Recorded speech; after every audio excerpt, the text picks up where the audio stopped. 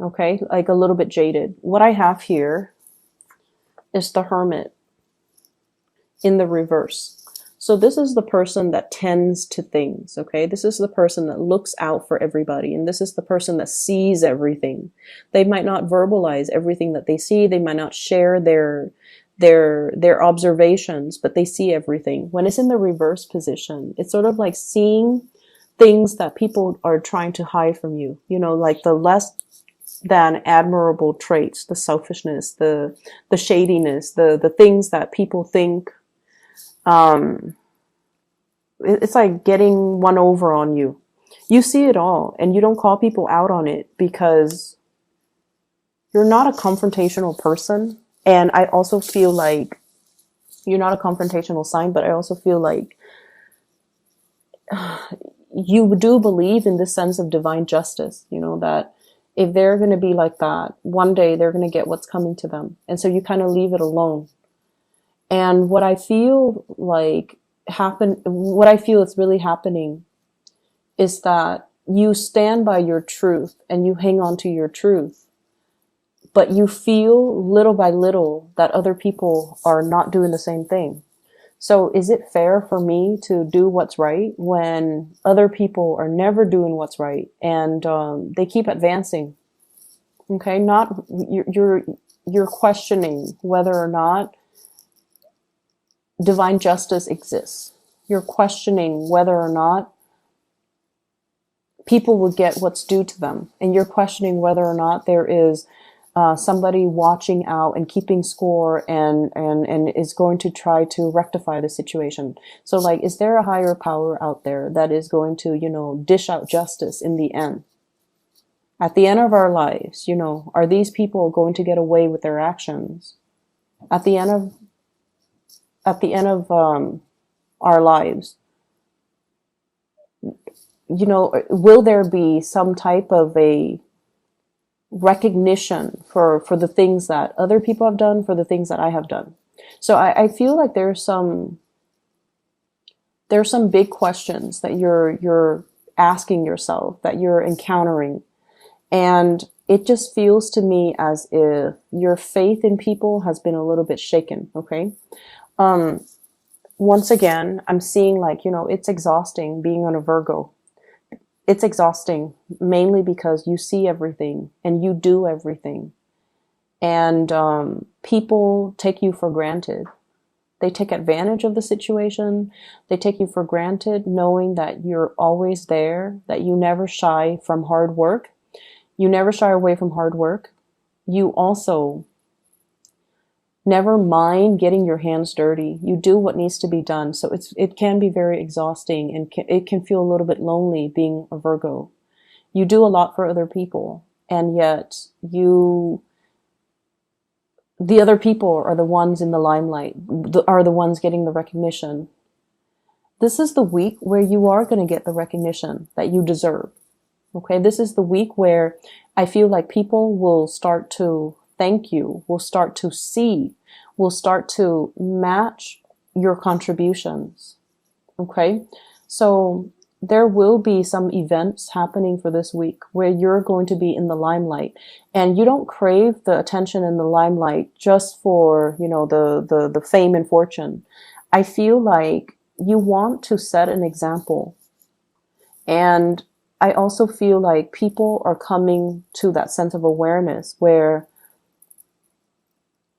they know you're not doing this just to get into the limelight. You're doing this because it needs to be done, because it's the right thing, and because this is what we're supposed to be doing, because it's why we're here. We don't want to tend to a dead garden. We don't want our plants to die, right? So we have to rearrange. We have to shuffle around. Yes, it is a lot of hard work. Nobody wants to do it, but it needs to be done. And that is how we should treat an entire situation. Do what needs to be done. Okay, rather than keeping scores about who's doing what and who's putting in, you know, who's putting in the effort. So I feel in a way it's like if you were dealing with other Virgos, you don't need to keep scores. But if you're dealing with other signs, it just feels like one person steps up and then the other person's all like, oh, you're doing the work. Now I don't have to. So it's like, it doesn't absolve the other person from doing the work as well.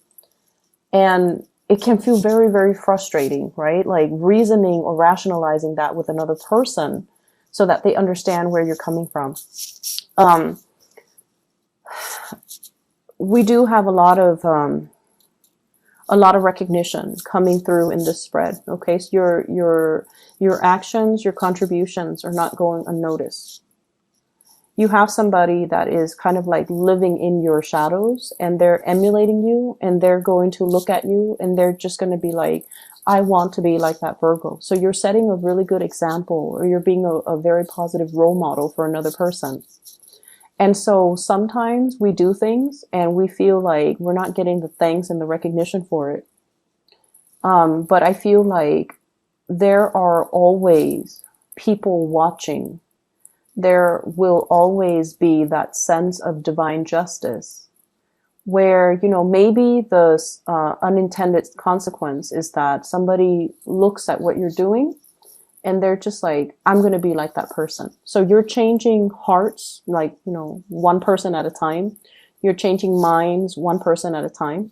So it doesn't feel to me like it's this extravagant, you know, rush of good karma coming back to roost, but it seems like it's happening little by little, and it's going to change the trajectory of everybody that's involved, like the mindset or the life trajectory or the choices that they're making in the future.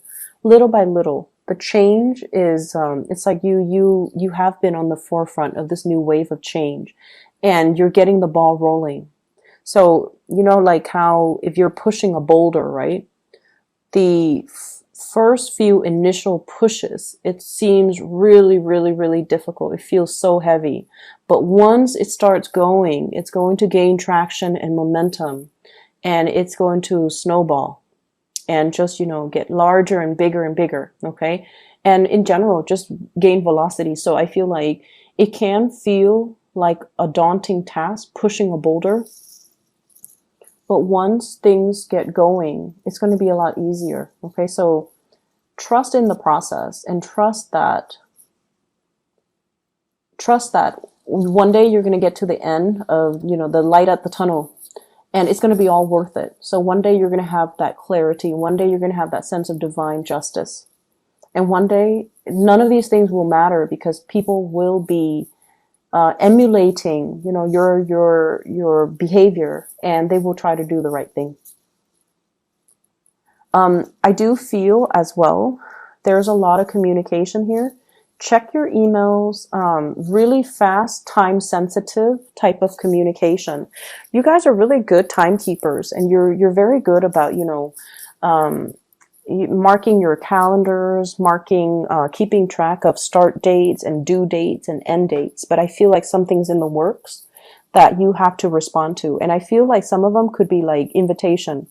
And, you know, somebody is just like all of a sudden thinking about you. They shoot you an email and they're like, do you want to go to this party, you know, tomorrow or tonight? So I feel like last minute communication for opportunities for fun, for excitement, for going out, for socializing, for reconnecting with people that you've been longing to hear from, but they're very time sensitive. Okay, so these are like unexpected communication coming through from people, and it's very fast.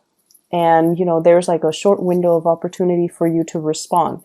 So check your emails, check your messages, make sure that if it takes, my rule of thumb when it comes to emails or communication in general, if it takes me less than 30 seconds to respond, I try to respond right then and there. If it takes me longer than a minute, then I, you know, don't respond to it until I have time. So that is something that I feel like, you know, you want to have a system to organize like what is worth responding to. And rather than just, you know, reading them or reading the emails or the text messages and then forgetting about them, because I feel like you have to respond in a time sensitive manner. I'm also seeing as well, for those who are single, For those who are single, there has been a past relationship you have left behind as well.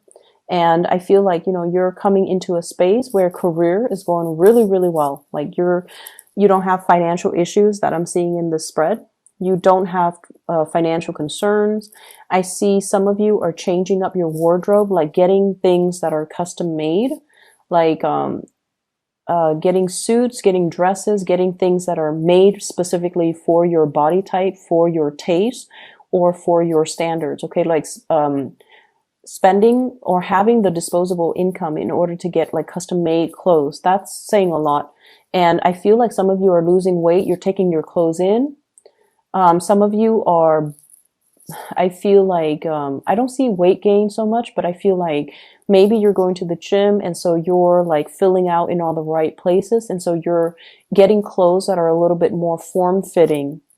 Okay. To, accentuates your best assets.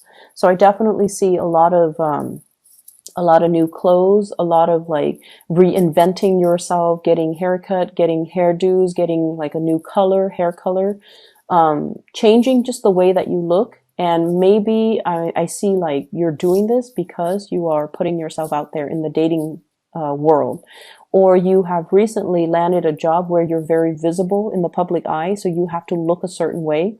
So either way, it looks really good. Okay. So you're splurging. You have the disposable income to do so. And I feel like it's looking really good.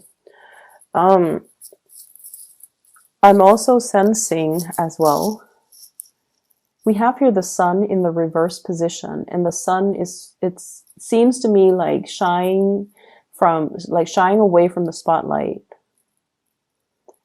Feeling a little bit like, self-conscious as well, not feeling completely confident, not feeling at our best, and not wanting to be on center stage. Like if you have to do presentations, if you have to give a speech, if you have to do something where you're in the public eye, I feel like you can appear a little bit stiff and a little bit, just kind of robotic. And I feel like you guys are aware of this and you're actively working on it, okay, to make yourself a little bit more spontaneous.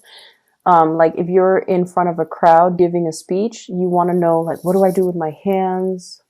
I don't want to just, have my hands down by my side. It looks awkward. So you're looking at yourself in the mirror and you're rehearsing things and you're trying to find ways to act natural. So yeah, you guys are trying to find ways to look natural, appear natural, or act natural.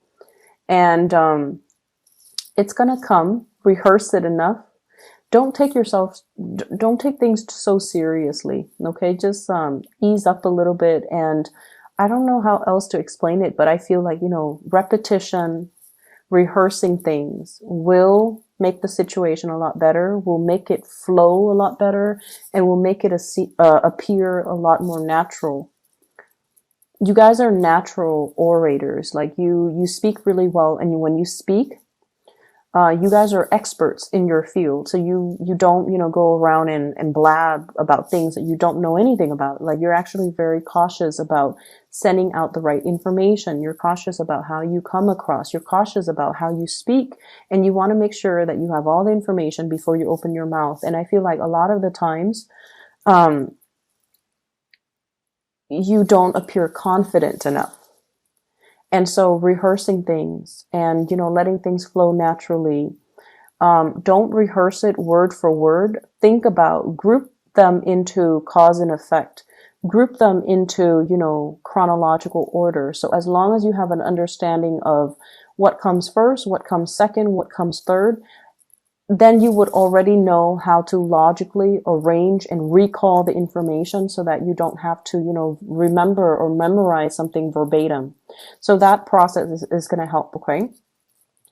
I feel here, let me see. I see a fire sign, so a Sagittarius, an Aries, or a Leo.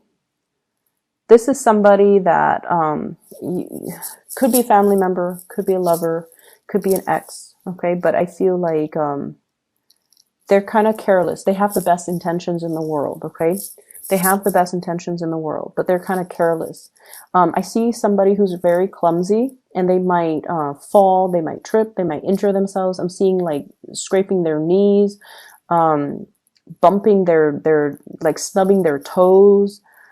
So they're very, very careless. And I feel like they're going to be around your space, or there's going to be a lot of interaction with this person. And they're quite comical. They're very careless. And I feel like their communication is very clumsy. You're going to be getting a lot of communication from this person. I'm also seeing an air sign. So this is an Aquarius, a Gemini, or a Libra. And this is somebody that they're very, very, very intelligent. But I also feel like they're definitely emotionally kind of stunted, emotionally unaware. They're a little bit emotionally underdeveloped or unaware, so they're not really conscious about how they come across to other people. They seem to me to be a little bit harsh, and I feel like there's a lot of communication between you and this person, and they're coming to you and they're asking you, hey, what's wrong with the way that I talk? Is there anything wrong with the way that I appear? Like they're asking you about, they're asking for you for your opinions about them, because they're facing a situation where they're not able to either make friends, or they're not able to maintain relationships, or they're not able to work with other people. That's what I'm sensing. So I feel like you're in a position where you're kind of shedding light on a situation, hence, moving that flower pot into the sun. You're shedding light into the situation. You're able to give advice, or you're able to shed light into for a person. You're able to shine a light for a person regarding a situation or a problem that they've had.